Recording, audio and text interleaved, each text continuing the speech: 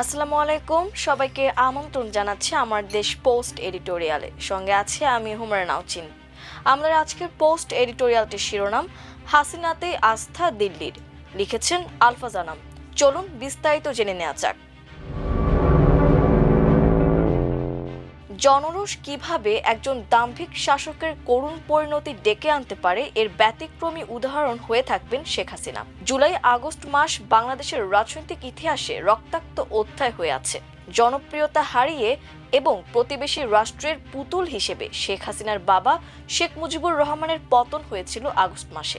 শেখ হাসিনা তার বাবার পতন থেকে শিক্ষা না নিয়ে তার মতো একদলীয় শাসনের পথে হেঁটেছিলেন। নদীবহুল বাংলাদেশে রাজনৈতিক নেতাদের জনপ্রিয়তা অনেকটা জোয়ার ভাটার মতো। জনগণ যে নেতাকে প্রবল জনসমর্থন দিয়ে ফুলেল শুভেচ্ছা জানান, সেই জনতাই এক বছরের মধ্যে সেই সমর্থন প্রত্যাহার করে নিতে পারেন। ফলে বাংলাদেশের রাজনীতিতে সংখ্যাগরিষ্ঠতার জোর কিংবা জনসমর্থনের দোহাই দিয়ে জনমত উপেক্ষার নীতি ভয়াবহ বিপর্যয় ডেকে আনতে পারে। শেখ হাসিনা মেকি জনসমর্থন দেখিয়ে জনগণের ভোটাধিকার হরণ করে ১.৫ দশক ক্ষমতা আঁকড়ে ছিলেন। তিনি রাজনৈতিক প্রতিষ্ঠান, বিচার ব্যবস্থা, নিরাপত্তা বাহিনী ও সরকারি প্রতিষ্ঠানের ওপর একক আধিপত্য প্রতিষ্ঠার পাশাপাশি ভারতের দৃঢ় সমর্থন পেয়েছিলেন। কিন্তু এরপরও রাজধানী কেন্দ্রিক একটি ছাত্র আন্দোলন ঘিরে মাত্র ৩৬ দিনের মধ্যে তার পতন হয়েছিল। ১ জুলাই থেকে কোটা বাতিলের পরিপত্র পুনর্বহাল দাবিতে ঢাকা বিশ্ববিদ্যালয় থেকে ধারাবাহিক আন্দোলনের কর্মসূচি ঘোষণা করা হলেও শেখ হাসিনার পতনের ঘণ্টা বেজেছিল মূলত ১৪ জুলাই, যেদিন তিনি আন্দোলনকারী শিক্ষার্থীদের রাজাকারের নাতিপুতি বলে সম্বোধন করেছিলেন। সে রাতে ঢাকা বিশ্ববিদ্যালয়ের শিক্ষার্থীরা তুমি কে আমি কে রাজাকার রাজাকার বলে স্লোগান দিয়ে হলগুলো থেকে বেরিয়ে এসে রাস্তায় নেমে এসেছিল। কিন্তু তার পতন ও পলায়নের আগের দিন ৪ আগস্ট ছিল যেমন ঘটনাবহুল ও তেমনি রক্তাক্ত। এর আগের দিন ৩ আগস্ট সেনাপ্রধান জেনারেল ওয়াকারুজ্জামান সেনা কর্মকর্তাদের সঙ্গে যে সভাটি করেছিলেন সেটি ছিল হাসিনার ভাগ্য নির্ধারণের আরেকটি বড় সিদ্ধান্ত সূচক ঘটনা। গুলি চালাতে রাজি নন। এই বৈঠকের বিষয়ে ওয়ার্ল্ড স্ট্রিট জার্নাল ২৯ আগস্ট ২০২৪ একটি প্রতিবেদন প্রকাশ করে, যেখানে সে সবার কিছু চিত্র পাওয়া যায়। এতে বলা হয় বৈঠকে সেনা মোতায়েনের পক্ষে বেশ কিছু যুক্তিও দেন সেনাপ্রধান। একই সঙ্গে কয়েকজন জুনিয়র কর্মকর্তাকে তাদের অবস্থান প্রকাশেরও সুযোগ দেন।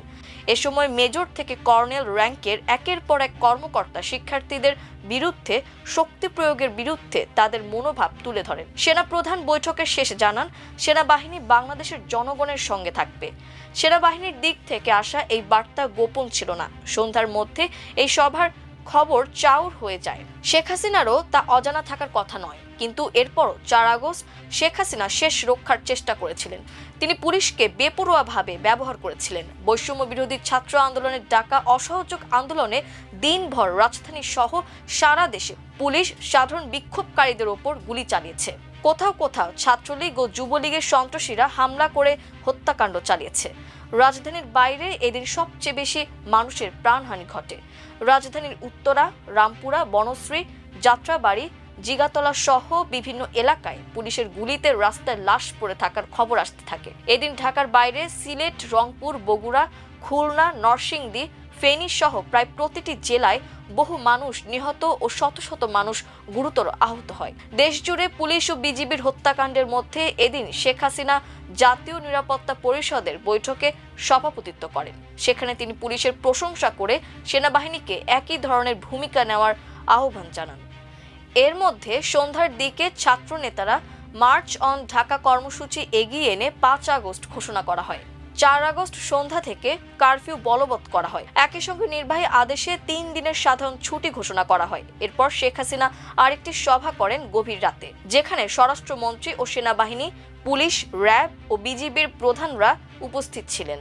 এই বৈঠকটি ছিল অনেকটা ঢাকার পতন ঠেকানোর শেষ প্রচেষ্টা, যেখানে শেখ হাসিনা কঠোরভাবে মানুষের ঢাকা আসা ঠেকাতে গুলি চালানো সহ আরও কঠোর হওয়ার তাগিদ দেন। পুলিশের মতো সেনাবাহিনী গুলি না চালানোয় তিনি ক্ষোভ প্রকাশ করেন। এই সভায় পরিকল্পনা করা হয় কিভাবে ঢাকা রক্ষা করা হবে। পরের দিন দেখা গেছে সেই পরিকল্পনা কার্যকর হয়নি, কারণ পরের দিন ৫ আগস্ট যাত্রাবাড়ি সহ বিভিন্ন স্থানে পুলিশ জনতার ওপর গুলি চালালেও সেনাবাহিনী ও বিডিআর ছিল নির্লিপ্ত। অনেক বিশ্লেষক মনে করেন শেখ হাসিনা আগেই টের পেয়েছিলেন তিনি হয়তো পতনের মুখে আছেন। চতুর হাসিনা দুটি বিকল্প পথ খোলা রাখতে চেয়েছিলেন।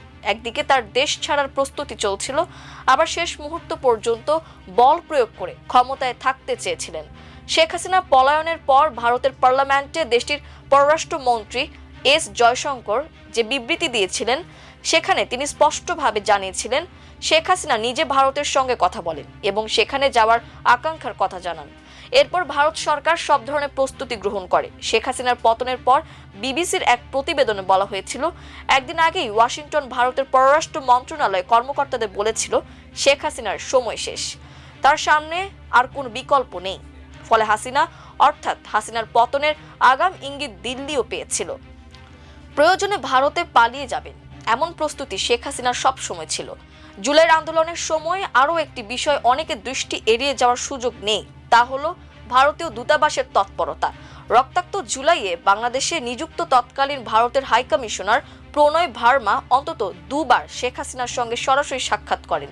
গণমাধ্যমে প্রকাশিত খবর অনুযায়ী শেখ হাসিনার সঙ্গে তার সর্বশেষ সাক্ষাৎ হয় 31 জুলাই। এই বৈঠক শেষে হাসিনার প্রেস সচিব নাইমুল ইসলাম খান সাংবাদিকদের জানান, প্রণয় ভার্মা ঢাকার সরকারি বাসভবন গণভবনে বাংলাদেশের প্রধানমন্ত্রী শেখ হাসিনার সঙ্গে সাক্ষাৎ করেন। সম্প্রতি ঘটে যাওয়া সহিংসতায় প্রাণহানি ও বিপুল সম্পদ মূল্যের ক্ষয়ক্ষতির জন্য হাইকমিশনার গভীর সহমর্মিতা প্রকাশ করেন। প্রধানমন্ত্রী শেখ হাসিনা বলেন, সাম্প্রতিক কোটা সংস্কার আন্দোলনের সময় দুষ্কৃতকারীরা দেশে শ্রীলঙ্কার মতো অরাজক পরিস্থিতি সৃষ্টির চেষ্টা করেছিল এবং তারা সরকার উৎখাতের পরিকল্পনা করেছিল। শেখ হাসিনা বলেন, কোটা সংস্কার কেন্দ্রিক সাম্প্রতিক আন্দোলনটি মোটেও কোনো সাধারণ আন্দোলন ছিল না, বরং এক পর্যায়ে এটি সন্ত্রাসী হামলায় রূপ নেয়।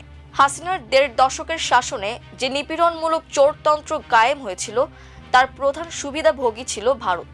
এ কারণে হাসিনার প্রতিটি পদক্ষেপে দিল্লির সমর্থন ছিল। হাসিনার পতন ছিল অনেকটা বাংলাদেশে দিল্লির আধিপত্যের পতন। এখনো দিল্লিতে শেখ হাসিনার যে কোনো তৎপরতা ভারতের পরিকল্পনার অংশ মাত্র।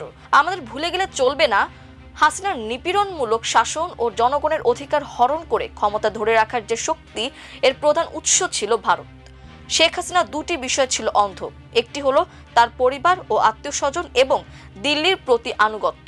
এ কারণে ক্ষমতায় থাকতে 2018 সালে তিনি এক সংবাদ সম্মেলনে প্রকাশ্যে বলেছিলেন, তিনি ভারতকে যা দিয়েছেন তা সারা জীবন মনে রাখবে। ভারত তাকে আশ্রয় দিয়ে সেই প্রতিদান দিচ্ছে। হাসিনার কাছ থেকে ভারত যা পেয়েছে বাংলাদেশের অন্য কোনো রাজনৈতিক দল বা ক্ষমতাসীনদের কাছ থেকে পাবে না।